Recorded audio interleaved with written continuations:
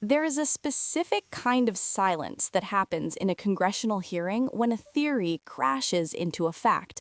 For years, we've been told that American energy independence is a secondary concern, a sacrifice we have to make for a global vision.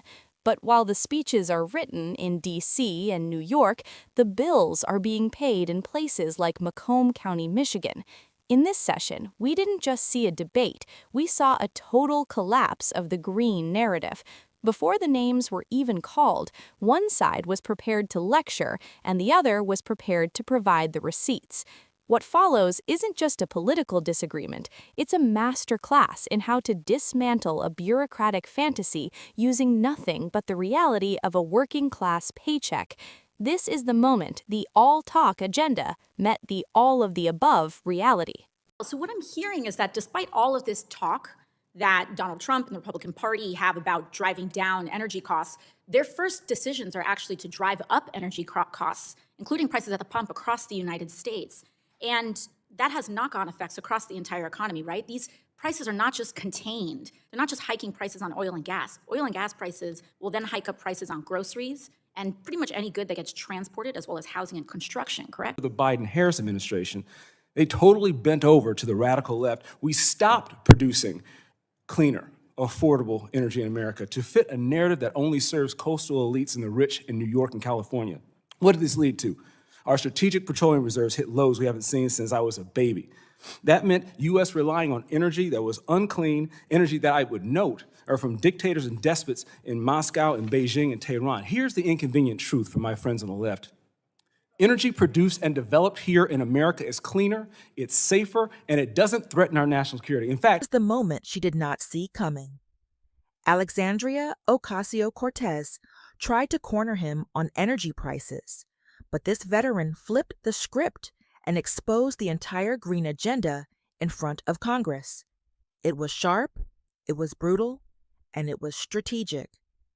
If you're tired of watching conservatives sit quietly while the left lectures America, hit subscribe right now, because this is what pushing back actually looks like. From Michigan's 10th district for 5 minutes for questions. thank you, Mr. Chairman. Apparently, Democrat gaslighting produces zero emissions. But what does their radical agenda mean for constituents in my districts and your districts who pay more at the pump, who pay more for groceries? Folks in Southeast Michigan have experienced their jobs being extinct, being shipped to other states, being shipped to other countries because Green New Deal woke policies do not work in the real world. Let's look at this from a 30,000-foot view. Over the past 4 years, every American has footed a higher gas bill, higher energy costs, and rising prices to keep their cars running and their homes heated. Under the Biden-Harris administration, they totally bent over to the radical left. We stopped producing cleaner, affordable energy in America to fit a narrative that only serves coastal elites and the rich in New York and California. What did this lead to? Our strategic petroleum reserves hit lows we haven't seen since I was a baby.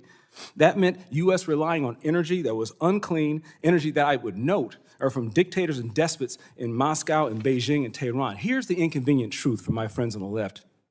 Energy produced and developed here in America is cleaner, it's safer, and it doesn't threaten our national security. In fact, it bolsters it.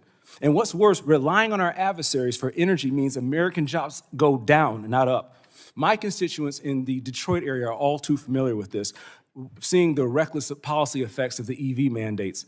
Another failed policy billable to the Biden administration is importing sour crude, which has funded our adversaries. And we talk about infrastructure investments on the left side. Well, how about shutting down the Keystone Pipeline, which got rid of 11,000 union jobs? Now, the Democrats' Green New Deal agenda is the grim reaper for American jobs and actually clean energy. Being able to actually move forward into a future where we can all have cheaper, safer, cleaner energy is our goal. All of the above is the approach. Last year, I spoke on the House floor about how Biden's war on LNG was going to harm Michigan specifically. We have 1.1 trillion cubic feet in underground storage, which is one-eighth of the entire nation's natural gas storage capacity.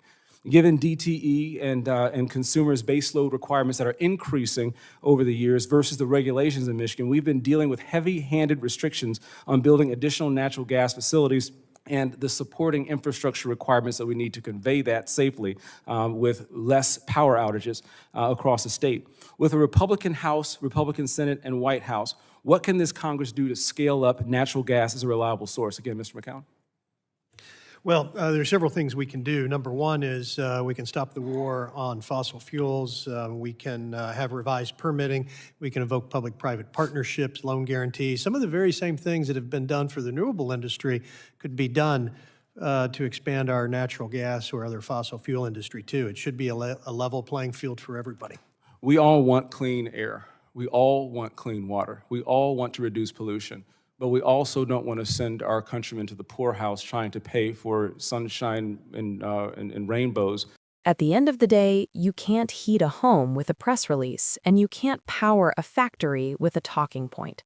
The exchange we just witnessed is a reminder that when our leaders prioritize global optics over domestic output, it's the single mother at the gas pump and the union worker on the line who bear the burden. This isn't about which party you belong to, it's about whether America chooses to control its own destiny or outsource its survival to its adversaries. The political theater will fade, but the cost of these decisions will remain on your grocery receipt tomorrow morning. The question isn't whether we're moving toward the future, it's whether we'll have an economy left to enjoy when we get there.